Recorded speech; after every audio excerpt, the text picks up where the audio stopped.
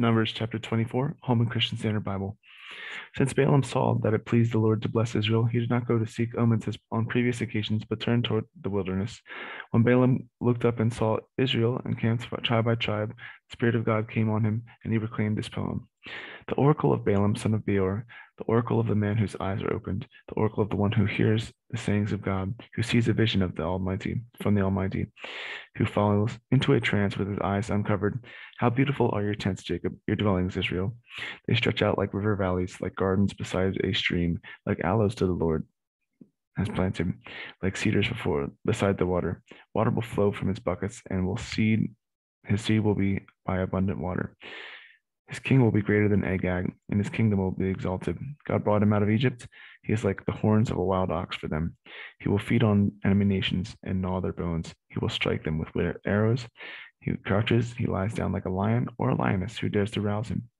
Those who bless you will be blessed, and those who curse you will be cursed. Then Balak became furious with Balaam, struck his hands together, and said to him, I summoned you to put a curse on my enemies, but instead you've blessed them these 3 times. Now go home. I said I would reward you richly, but look, the Lord has denied you a reward.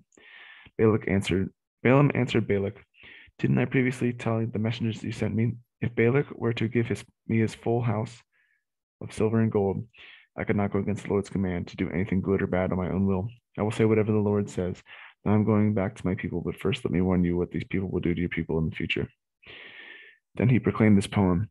The oracle of Balaam, son of Beor, the oracle of the man whose eyes are opened, the oracle of the one who hears the sayings of God and has knowledge from the Most High, who sees a vision from the Almighty, who falls into a trance with his eyes uncovered. I see him, but not now. I perceive him, but not near.